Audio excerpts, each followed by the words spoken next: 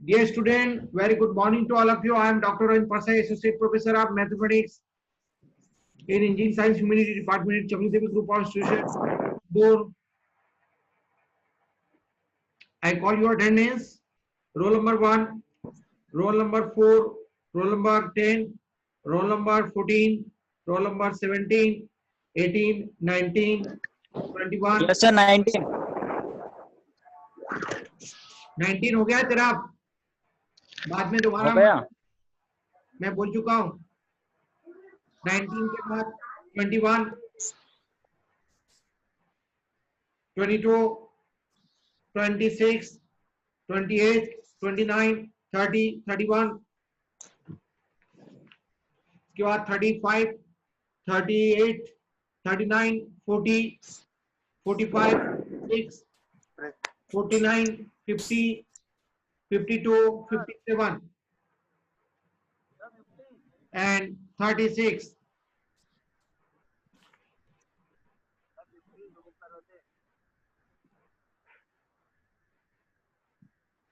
Okay, we are coming to start the session just by sharing this screen.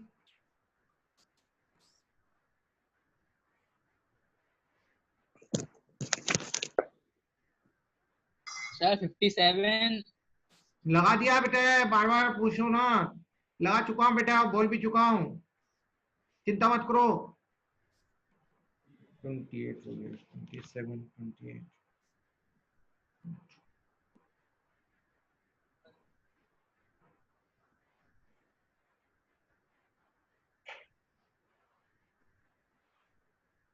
Okay, dear student, our talk based on factorial function. So today in our this 8th lecture we'll discuss about factorial function with example. So first of all, we understand factorial function or factorial notation. A product of the form x into x minus 1, x minus 2,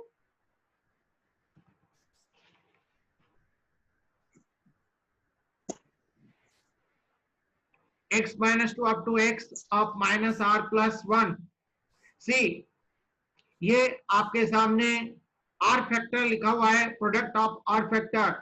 बहुत आसान तरीका से आपको समझा रहा हूं. पहला factor means पहली टर्म x है. क्योंकि हमने फैक्टोरियल फंक्शन को डिफाइन करने के लिए जो वेरिएबल यूज किया वो x यूज किया, आप कोई भी यूज कर सकते हैं. तो पहला फैक्टर होगा x का, दूसरा फैक्टर के लिए x माइनस 1 होगा, तीसरे फैक्टर के लिए x माइनस 2 होगा. और फिर इस तरह से जब आप rth फैक्टर को लिखने जाएंगे तो उसकी वैल्यू आप जनरलाइज कर सकते हैं. उसकी वैल्यू कैसे आएगी? x minus r plus 1. मतलब आप जो सा फैक्टर लिख रहे हो उसमें माइनस करके प्लस 1 करना है. जैसे आपने पहला लिखा तो उसमें पहले के लिए आएगा माइनस 1 प्लस 1, क्या हो गया? x. फिर आप दूसरा लिखेंगे, दूसरा फैक्टर लिखने जाएंगे तो उसमें आएगा x minus 2 plus 1. x minus 2 plus 1 क्या होता है? ध्यान दीजिए, बहुत इंपॉर्टेंट बात है बेटे, यह जीवन में हमेशा ध्यान रखना है हमें. फिर तीसरा फैक्टर लिखते समय हमें क्या रखना है, आप खुद बताएंगे. तीसरा फैक्टर क्या होगा? x माइनस 3 प्लस 1 क्या आता है? माइनस 3 प्लस 1 करते हैं तो क्या मिलता है? माइनस 2. तो आगे आपका x माइनस 2. इसी तरह से इसको देखते हुए आपके सामने ये r फैक्टर की वैल्यू है तो आएगा x minus r plus 1 is denoted by. अब इस r फैक्टर्स को इस तरह से जब हम फैक्टर्स फॉर्म में लिखा होता है, इस तरह से जब आपके सामने अलजेब्रिक एक्सप्रेशन जब भी दिखे भविष्य में जीवन में, उसको आप समझ जाना कि यह फैक्टोरियल फंक्शन है. और इसमें इसकी जो पावर होती है वो उसके जितने फैक्टर्स होते हैं उसकी डिग्री होती है. तो यहाँ पर आ गया factorial function of order degree and is called a factorial function. Am I right? ये फंडा सबको क्लियर हुआ? अब इसी बात को हमने स्पेशलाइज करा है, पर्टिकुलर करा है, स्टेप बाय स्टेप किया है. में आपके सामने जैसे पहला फैक्टर मैंने बोला था, जब 1 डिग्री का लिखना है तो उसके लिए क्या होगा, x आएगा। जब तुम 2 डिग्री का फैक्टराइल फंक्शन लिखेंगे तो क्या आएंगे, 2 फैक्टर आएंगे। दूसरा फैक्टर की वैल्यू कैसे लिखी जाएगी, -2 + 1। तो x पहला फैक्टर हो गया, दूसरा फैक्टर हो गया x - 2 + 1। क्या आया, x - 2 + 1 करोगे तो क्या मिलेगा, दूसरे फैक्टर की वैल्यू होगी x - 1। बहुत ही स्पेसिफिक है, बहुत ही क्लियर कट बात है। फिर यदि 3 डिग्री का फैक्टराइल फंक्शन तुमको लिखना है तो 3 फैक्टर आएंगे। तो तीसरा फैक्टर की वैल्यू क्या होगी, x - 3 + 1। उसके पहले वाले तो आएंगे ही सही, फर्स्ट डिग्री का भी आएगा, सेकंड डिग्री का आएगा, अधिक से अधिक 3 डिग्री तक जाएगा। am I right? ये फंडा सबको दिमाग में अच्छे से क्लियर है। तो फिर हम आगे बढ़ते हैं। मैं आपसे क्वेश्चन पूछने जा रहा हूं यस गीते से। यस मुझे बता बेटे, ये 2 बात मैंने आपको पर्टिकुलर फॉर्म में भी और स्पेशल फॉर्म में भी और या जनरल फॉर्म में भी अच्छे से समझाई है। इस बात को समझ में आई हो, दिमाग में फिट हुई है तो मैं आगे बढ़ूं। इंद्रजीत हाँ चौहान, सर, आ गई। आगे बेटा दिमाग में घुस गई, यस सर, हाँ सर। यस सर गुरुजी, सभी के दिमाग में अच्छे से फिट हो गई कि yes yes sir. Sir. Function क्या होता है, फैक्टोरियल नोटेशन क्या होता है। ओके, तो चलिए गाइस आगे बढ़ते हैं।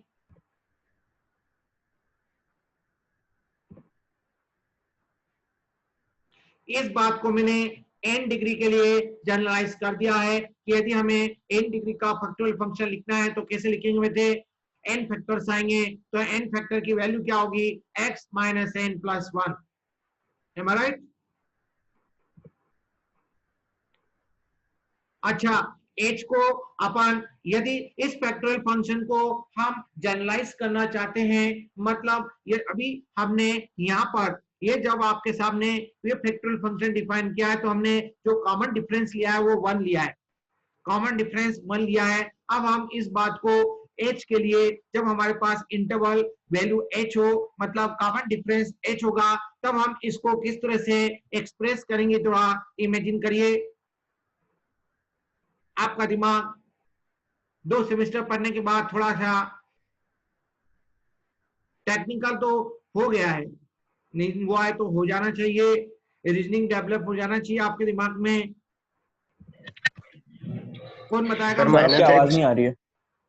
क्या बात कर रहे हो, तुम्हारा नेटवर्क चेक करो बेटे। मैं बहुत लाउडली बोल रहा हूँ, मेरा नेटवर्क क्लियर कट है, इसमें थोड़ा आप ध्यान दो, अपने वाईफाई नेटवर्क को चेक करिए बेटे, जिसको आवाज नहीं आ रही है। ये आपके सामने मैंने फैक्टोरियल फंक्शन को आपके स्पेशली कॉमन डिफरेंस 1 को लेके डिफाइन किया था। अब मैं हमारे पास सपोज कॉमन डिफरेंस h है, तब उस केस में इस फैक्टोरियल फंक्शन को n डिग्री का हम कैसे डिफाइन करेंगे, ये बात आपके सामने अभी क्लियर हो जाएगी। कुछ नहीं करना बेटे, आपको सिंपली जो भी x के माइनस में आ रहा है उसमें 1 जैसे आया तो उसमें s से गुणा करना है, 2 आ रहा है तो उसमें s से गुणा करना है, और यहाँ पर n - 1 क्योंकि माइनस कॉमन ले लिया है तो उसमें s से गुणा किया है, माइनस कॉमन लेने के बाद उसमें s से गुणा करना है। x को छोड़ के जो भी टर्म सेकंड टर्म आएगी उसमें आपको s से मल्टीप्लाई करना है और कुछ नहीं करना है। अब पहली वाली टर्म में आपके सामने जो दूसरी टर्म वो 0 है, इसलिए उसमें तुम 0 से मल्टीप्लाई करोगे तो कुछ मिलना नहीं है, तो x ही मिलना है। तो इस तरह से ये आपका फैक्टोरियल फंक्शन का कंसेप्ट हो जाता है। जब आपके पास क्वेश्चन में एग्जामिनर कॉमन डिफरेंस या डिफरेंस ऑफ इंटरवल h देगा, कोई भी एक आर्बिट्ररी वैल्यू दे सकता है। तो x हो गया पहला फैक्टर, दूसरा फैक्टर आएगा x - h, तीसरा फैक्टर आएगा x - 2h। आप हम बात कर रहे हैं n के लिए, n टर्म्स के लिए, n डिग्री के फैक्टोरियल फंक्शन के लिए, तो उसमें h का गुणा हो जाएगा। ये इसलिए मैंने आपको पहले ये पर्टिकुलर समझाया है ताकि ये कंसेप्ट जो मैं आपको कॉमन डिफरेंस h लेके बता रहा हूँ वो आपको आसानी से दिमाग में सेट हो जाए। So this is the in general concept of factorial function for a common difference h here. Indrajit, फिर से मैं रुकूंगा इस पॉइंट पर, सभी के दिमाग में फिर से आप लोग इसके बारे में इसका मेडिटेशन करें, चिंतन करें और मुझसे डिस्कस करके अपना डाउट बिल्कुल क्लियर कट पैरेलल करता जाएं आप सभी लोग। हुआ क्लियर सभी को ये फंडा? ब्रजेश यादव, अच्छा तुम्हारा नेटवर्क के कारण तुम बार बार चले जाते हो बाहर, कोई बात नहीं। तो ये आपके सामने फैक्टोरियल फंक्शन की डेफिनेशन होगी। जब आप डिफरेंस जो है जिसको अपन कॉमन डिफरेंस बोलते आए हैं वो h हो। जब आपके पास कॉमन डिफरेंस 1 होगा तब उस केस में ये कंसेप्ट है। तो आप लोग इन जनरल h के लिए ध्यान रखिए कंसेप्ट, ठीक है। पार्डन प्लीज, आप में से कोई कुछ कहना चाह रहे हैं इसके बारे में? किसी के दिमाग में कोई क्वेश्चन बन रहा है? पूछ लीजिए बेटे, क्योंकि ये दिमाग में साथ साथ फिट होते रहना चाहिए। बस इसके बाद क्लास के बाद आपको इसका रिवीजन करके इस टाइप के 2-4 क्वेश्चन और प्रैक्टिस करना है, बुक्स में से, नोट्स में से, जहां से आपको लगे कर सकते हैं, कोई इश्यू नहीं। प्रैक्टिस जरूर करते जाइए बेटा रेगुलर बेसिस पे। सर एक बार वापस समझा दीजिए। बढ़ता जाएगा। हाँ बोलो बेटा, एक बार फिर से, एक बार फिर से। Yes sir. क्या तुम्हारी आदत ये गई नहीं यार, एक बार समझने के बाद दोबारा बार बार पूछते हो? देखो बेटा चलो कोई बात नहीं, समझा देता हूं। देखो क्या है, हमें फैक्टोरियल फंक्शन को समझाएं। फैक्टोरियल फंक्शन एक तरह का एल्जेब्रिक एक्सप्रेशन होता है।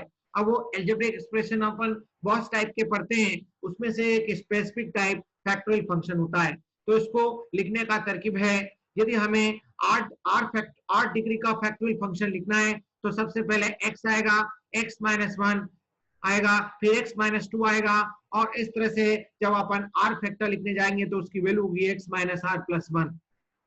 जिनको ये 8 डिग्री का डायरेक्ट समझ में नहीं आ रहा है वो स्टार्ट करेंगे 1 डिग्री से। अब आप में से कोई दिमाग में क्वेरी रख सकता है कि सर डिग्री 0 भी तो हो सकती है।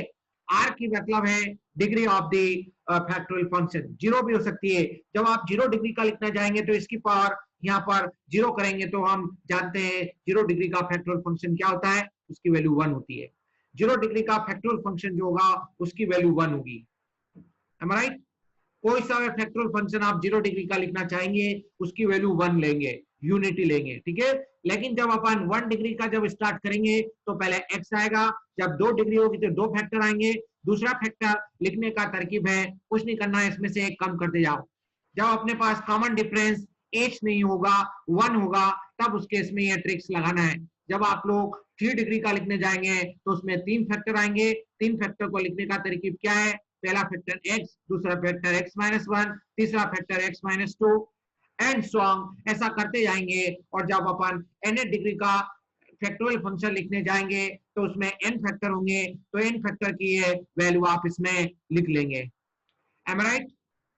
तो ये n डिग्री का आपका फैक्टोरियल फंक्शन हो जाता है x into x minus 1, x minus 2, x minus n plus 1। अब इस बात को ही मैंने जब कॉमन डिफरेंस, आपको एग्जामिनर जरूर नहीं कि कॉमन डिफरेंस 1 ही हो, यदि 1 हुआ तो आपका ये फंडामेंटल यूज हो जाएगा। और जब आपका कॉमन डिफरेंस h हुआ, कोई और वैल्यू हुई, कोई और इंटीजर वैल्यू हुई, तब उस केस में हम इस टर्म को कैसे समझेंगे, इसको कैसे इलस्ट्रेट करेंगे, तो उसका मैंने आपको आसान तरीके भी बताया है। जो आपका n डिग्री का मैंने आपको समझा रखा है जिसमें कॉमन डिफरेंस 1 लिया है, उसमें आप केवल h से गुणा कर दीजिए तो आपको ये आंसर मिल जाएगा। पहली टर्म में आपका कोई भी इसके x के साथ में कोई टर्म नहीं आ रही है तो इसमें करने की जरूरत नहीं है, तो x आ गया पहली टर्म, पहला फैक्टर। दूसरा फैक्टर आएगा 1 minus x minus 1 into h, क्या होता है 1 इंटू h। फिर तीसरा फैक्टर लिखेंगे तो क्या आएगा बेटे, x माइनस 2 इंटू h, क्या होता है 2 इंटू h, 2h होता है। तो ये आ गया आपका तीसरा फैक्टर x माइनस 2h। और इस तरह से n फैक्टर जब आप लिखने जाएंगे तो उसमें h से गुणा करेंगे, इसलिए अपन ने इसमें, क्योंकि आपकी सेकंड टर्म में 2 टर्म आ रही है इसलिए माइनस कॉमन लिया है, तो इसलिए अपन ने माइनस कॉमन लेके h से गुणा कर दिया है। तो इस तरह से आपका ये इन जनरल फैक्टोरियल फंक्शन आपके माइंड में आ जाता है, इसका लॉजिक डेवलप हो जाता है। राजा मुकाती से मेरा क्वेश्चन है, आपको सेट हुआ दिमाग में? राजा मुकाती में बेटा है, अब क्लियर हुआ? मैंने ये दोबारा तीसरी बार रिपीट किया इस बात को। हाँ सर। चलिए अब हम अगले स्टेप की तरफ आगे बढ़ते हैं।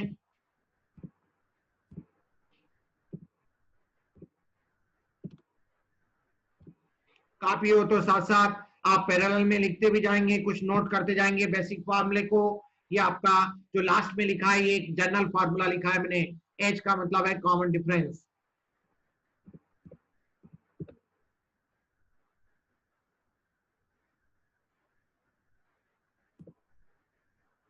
So the factor notation is of special utility in the theory of finite differences.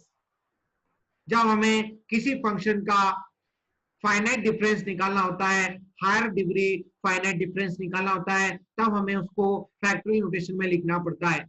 उससे उसका फाइनाइट डिफरेंस निकालना बहुत आसान हो जाता है। तो इसलिए ये इस फैक्टोरियल फंक्शन की यूटिलिटी है हमारे लिए, जिसका हम एग्जांपल में भी एप्लीकेशन अभी देखने वाले हैं आज की क्लास में। तो सबसे पहले हम इसका फार्मूला समझेंगे कि कैसे हम फैक्टोरियल फंक्शन का वो लेते हैं, फाइनाइट डिफरेंस लेते हैं। तो वही बात मैं इस स्टेप में आपको समझाने जा रहा हूँ, वही मैंने यहाँ पर आपके सामने हाईलाइट कर रखी है, डिक्टेट कर रखी है। It helps in finding the successive differences of a polynomial directly by simple rule of differentiation। जैसे आपका डिफरेंशिएशन का रूल होता है एल्जेब्रिक फंक्शन का, उस तरह से हम लोग इसका फैक्टोरियल फंक्शन की हेल्प से उसका फाइनाइट डिफरेंस पॉलिनोमियल का निकालते हैं। तो इसका आप पहला डेरिवेटिव का फार्मूला फर्स्ट डिफरेंस का ध्यान रखिए, तो आप इसका कोई सा भी डेरिवेटिव निकाल सकते हैं, कोई सा भी फाइनाइट डिफरेंस कैलकुलेट कर सकते हैं। वही बात हो गई, जैसे अपन किसी फंक्शन का एक बार इंटीग्रेशन करना समझ जाएं तो हम उसको दोबारा इंटीग्रेट कर सकते हैं, तिबारा इंटीग्रेट कर सकते हैं, n टाइम्स इंटीग्रेट कर सकते हैं, जस्ट लाइक दैट हियर। तो वही आप ये दिमाग में फॉर्मूला रखेंगे। Forward difference of factorial function of order degree is defined as r into x की पावर r-1। बताएगा कोई दिमाग में सोच के, यस गीते मुझे बताओ बेटे ये फॉर्मूला कैसा दिख रहा है आपको, ये फॉर्मूला किसको मैच कर रहा है? Yes Geete, am I audible? Yes Geete? Yes sir, yes sir. ये फॉर्मूला तुमको किस तरह का दिख रहा है? ये जो हमने फाइनाइट डिफरेंस फैक्टोरियल फंक्शन का r डिग्री का लिया है, ये किसको मैच कर रहा है? जरा सोच के बताओ। ये ट्रिग्नोमेट्री के फॉर्मूले को मैच कर रहा है। हाँ, डिफरेंशियल के फॉर्मूले को मैच कर रहा है। यदि अपन x की पावर n ले और उसको डिफरेंशिएट करें तो उसका डिफरेंशिएशन क्या आएगा? n इंटू एक्स की पावर n-1। बिल्कुल सही बोला, वही मैं आपसे कहना चाह रहा हूं, उस सेंस में हमने माइंड में रखना है इस फॉर्मूले को। So to express a polynomial of any degree in the factorial notation, we use the following two steps। अब हम ये जो क्वेश्चन करने का जो तरकीब है हम दो स्टेप में आपको बताने जा रहे हैं, और फिर इसके बाद इस पर हम एक क्वेश्चन समझेंगे। तो इसकी बेसिकली दो स्टेप्स होंगी आपके सामने। सबसे पहली स्टेप है arrange the coefficient of the powers of x in descending order by replacing missing powers by 0। हो सकता है ये प्रोसीजर आपको अभी मैं जो डिक्टेट कर रहा हूं वो आपको ऐसे समझ में नहीं आएगा, लेकिन जब अभी मैं इसी के साथ में एग्जांपल बताऊंगा तो ये बात क्लियर होगी, क्योंकि ये प्योरली प्रैक्टिकल है। थोड़ा समझने की कोशिश करें, बात को दोबारा दोहराता हूं। Arrange the coefficient of the powers of x in descending order। देखो कितने ऑर्डर होते हैं आपके पास? ऑर्डर कितने होते हैं? ऑर्डर कितने होते हैं आपके? दो ऑर्डर होते हैं ना कोई सीरीज को लिखने के, एक डिसेंडिंग ऑर्डर होता है और एक असेंडिंग ऑर्डर होता है। एक ऑर्डर होता है असेंडिंग और एक ऑर्डर होता है डिसेंडिंग। तो आपने को कौन सा यूज करना है? एक्स की जो भी पावर आपको पॉलिनोमियल में दी है तो हमें डिसेंडिंग ऑर्डर में उसको एक्सप्रेस करना है बाय, और ऐसा हो सकता है कि जो आपको पॉलिनोमियल दिया है जिसको आपको फैक्टोरियल नोटेशन में कन्वर्ट करना है उसमें कोई टर्म मिसिंग हो सकती है, लेकिन जब हम उसका फैक्टोरियल नोटेशन लिखने जाएंगे तो उसमें हमें इंक्लूड करना है replacing the missing powers by 0। उसकी पावर 0 लेके हमें उसको एड ऑन करना है। ये बात बहुत ध्यान रखने की है। तो ये हमारी पहली स्टेप होती है। अब हम आएंगे इसकी दूसरी स्टेप पर।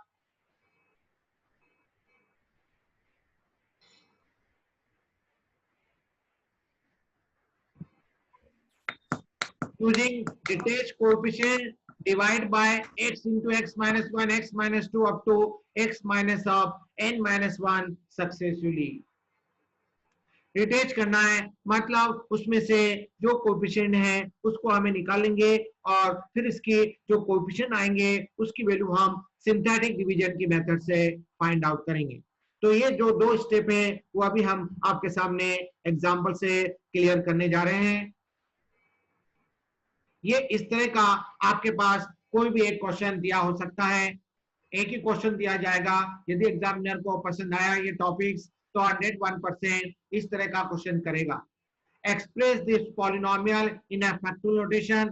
फैक्टोरियल नोटेशन में इस पॉलिनोमियल को लिखने के साथ साथ उसका फाइनाइट डिफरेंस भी निकालना है। तो हमने आपको बताया है कि जो भी पॉलिनोमियल दिया है उसका फाइनाइट डिफरेंस फैक्टोरियल फंक्शन से निकालना आसान होता है। तो यदि आपको क्वेश्चन में फैक्टोरियल नोटेशन नहीं पूछा हो तब भी आप और आपको केवल फाइनाइट डिफरेंस पूछा है किसी पॉलिनोमियल का तो आप उस केस में इसका फाइनाइट डिफरेंस निकालने के लिए ये टेक्निक्स अडॉप्ट कर सकते हैं। ये टेक्निक्स बहुत आसान है किसी पॉलिनोमियल का फाइनाइट डिफरेंस निकालने की। अभी आपके सामने पिक्चर बिल्कुल क्लियर हो जाएगी। आते हैं सबसे पहली स्टेप में। जो भी पॉलिनोमियल दिया है उसकी सबसे पहले डिग्री निकालो दिमाग में। क्या डिग्री है? डिग्री 3 है। कितने डिग्री का पॉलिनोमियल है? 3 डिग्री का पॉलिनोमियल है। किसी पॉलिनोमियल की डिग्री कैसे मेजर की जाती है? Power of the highest power of the variable. जो भी वेरिएबल की हाईएस्ट पावर होती है उससे हम उस पॉलिनोमियल की डिग्री को फाइंड आउट करते हैं। तो अभी आपके सामने ये पॉलिनोमियल लिखा है, इसमें इसकी डिग्री कितनी हाईएस्ट है? 3 है।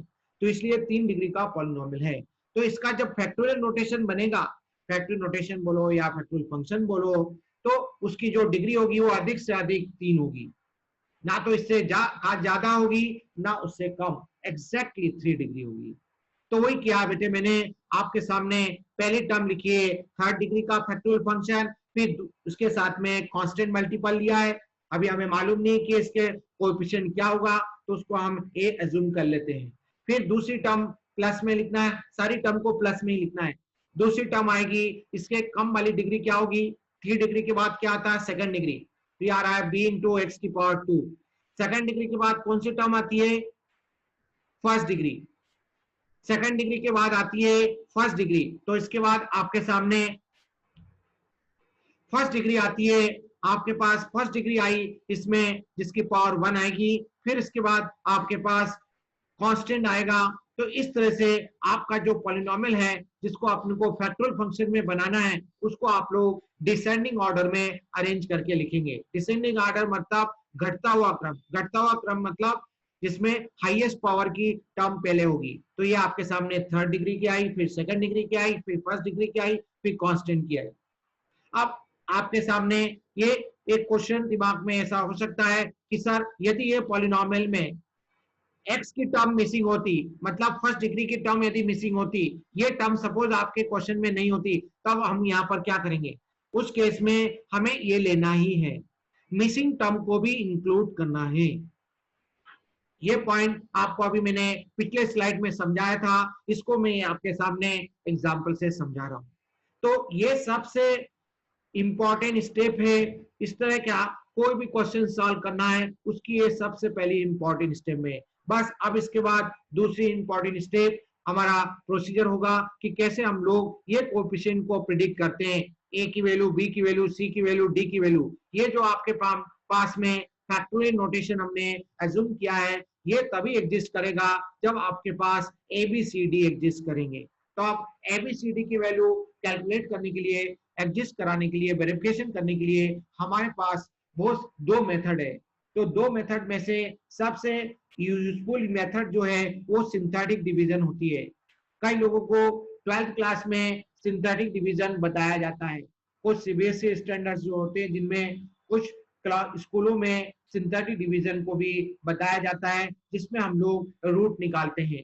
सिंथेटिक डिवीजन के मेथड को हम लोग का यूज हम रूट्स को पॉलिनोमियल का रूट निकालने में भी हम स्कूल लेवल पर यूज करते हैं। लेकिन कुछ कुछ टीचर्स ऐसे होते हैं जिनको सिंथेटिक डिवीजन समझ नहीं पड़ता है, इसलिए वो अवॉइड करते हैं। इसलिए हो सकता है आप में से कुछ स्टूडेंट के दिमाग में सिंथेटिक डिवीजन की मेथड नहीं होगी, इसलिए मैं आपको पूरा समझा रहा हूं। उसके लिए मैं आपके सामने दूसरा पेज, दूसरा स्लाइड लेना पड़ेगा, जिसमें आपके सामने ये स्टेप्स क्लियर होगी। कुछ सेकंड के बाद हमारा टाइम ओवर हो जाएगा। मैक्सिमली हमारा टॉपिक्स आज का इसमें कंप्लीट हो जाएगा।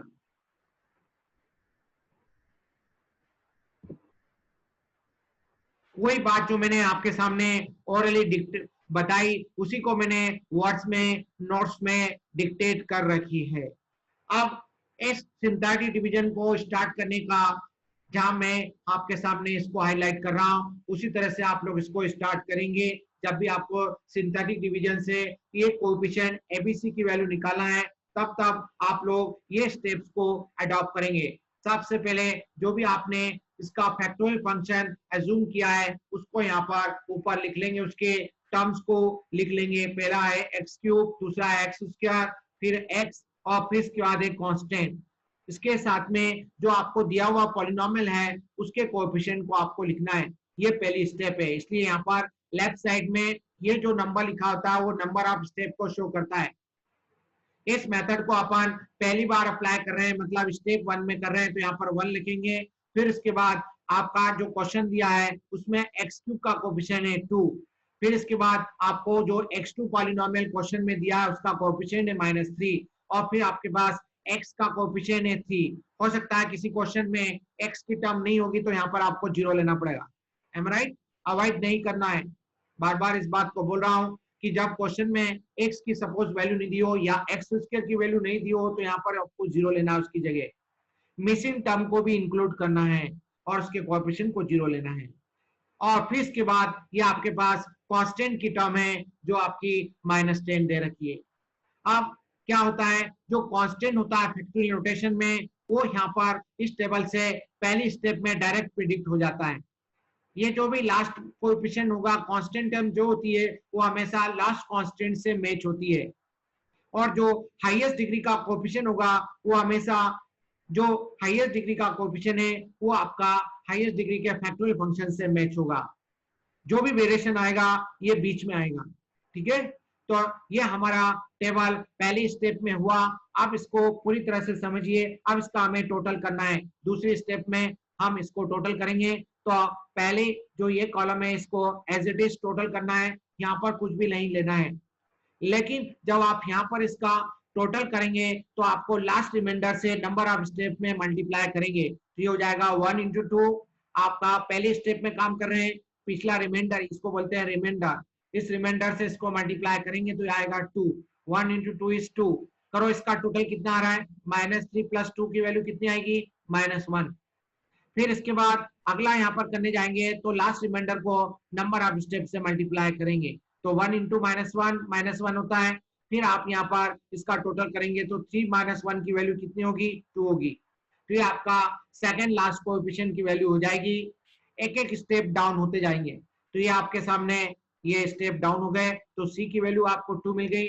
अब हम सेकंड स्टेप को स्टार्ट करते हैं। तो सेकंड स्टेप का यहाँ पर आपके सामने हमेशा पहले स्टेप जो है आपके सामने, यहाँ पर पहला जो कोएफिशिएंट हाईएस्ट डिग्री का है, उसको एज इट इज लिखना है। इसमें कुछ भी रिमाइंडर नहीं लेना है। ठीक है, लेकिन जब आप यहाँ पर जब लिखने जाएंगे वैल्यू को, तो इसमें लास्ट रिमाइंडर से नंबर ऑफ स्टेप को मल्टीप्लाई करेंगे, तो 2 × 2 आपका आ गया 4। जरा टोटल करिए, आपके सामने टोटल फिगर आएगा 3 का।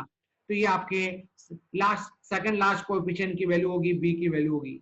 फिर इसके बाद थर्ड स्टेप में ये आपका कंक्लूड हो जाएगा। ये हमेशा खाली रखना है, तो ये वैल्यू ये हो जाएगी। तो इस तरह से हम इस मेथड को यूज करके ये कोएफिशिएंट जो फैक्टोरियल फंक्शन के बहुत आसानी से फाइंड किए जा सकते हैं। This is an step process of finding factorial function of any given polynomial. Raja Mukati, Shreyansh, step clear हुई? Synthetic division. Yes sir. चलिए अब हम इस बात को अगली स्लाइड में कंक्लूड कर रहे हैं। वही वही बात जो हमने अभी तक क्लियर की, कोएफिशिएंट की वैल्यू अपने जो फैक्टोरियल फंक्शन एज्यूम किया था उसमें यहाँ पर सब्स्टिट्यूट कर दी। ये आपकी सबसे इंपॉर्टेंट टास्क इस तरह के क्वेश्चन की कंप्लीट हो गई। अब इसके बाद जो छोटी सी टास्क बची है जिसमें हमें इसका फैक्टोरियल फंक्शन निकालना है, तो अभी आपको मैंने फॉर्मूला सिखाया है उसी को अप्लाई करेंगे। करिए जरा, इसका फर्स्ट डिफरेंस लीजिए, डेल्टा अप्लाई कीजिए पूरी इक्वेशन में, दोनों तरफ अप्लाई करेंगे। तो पहली टर्म का डिफरेंशिएशन क्या होगा, 3 2 जा 6, तो आ गया 6 इंटू एक्स की पावर 2। फिर यहाँ पर इसका डिफरेंशिएशन क्या होगा, 3 इंटू 2 6 इंटू इसकी पावर में कम करेंगे तो क्या आएगा 1। फिर इसकी पावर में से एक उतारेंगे तो 2 इंटू 1 इसकी पावर 0 हो जाएगी। तो 0 डिग्री का जो फैक्टोरियल फंक्शन होता है उसकी वैल्यू 1 होती है, तो 2 इंटू 1 आ जाएगा। और ये जो कांस्टेंट टर्म होती है, कांस्टेंट टर्म का फैक्टोरियल फंक्शन 0 होता है, क्योंकि जब आप कोई कांस्टेंट फंक्शन है उसका फाइनाइट डिफरेंस निकालेंगे तो जब आप एक कांस्टेंट को कांस्टेंट से ही घटाएंगे, सेम कांस्टेंट से सब्ट्रैक्ट करेंगे तो वैल्यू 0 देगा। -10 में से 10 घटाएंगे तो आपको क्या मिलेगा, 10 को सब्ट्रैक्ट करेंगे तो 0 मिलेगा। तो इसलिए आपका कांस्टेंट का फाइनाइट डिफरेंस क्या होता है, 0 होता है। अब इसके बाद इस कंसेप्ट को दोबारा अप्लाई करेंगे, जब तक 0 नहीं मिल जाता तब तक इस कंसेप्ट को सक्सेसफुली अप्लाई करते रहेंगे। करिए जरा सेकंड टाइम्स।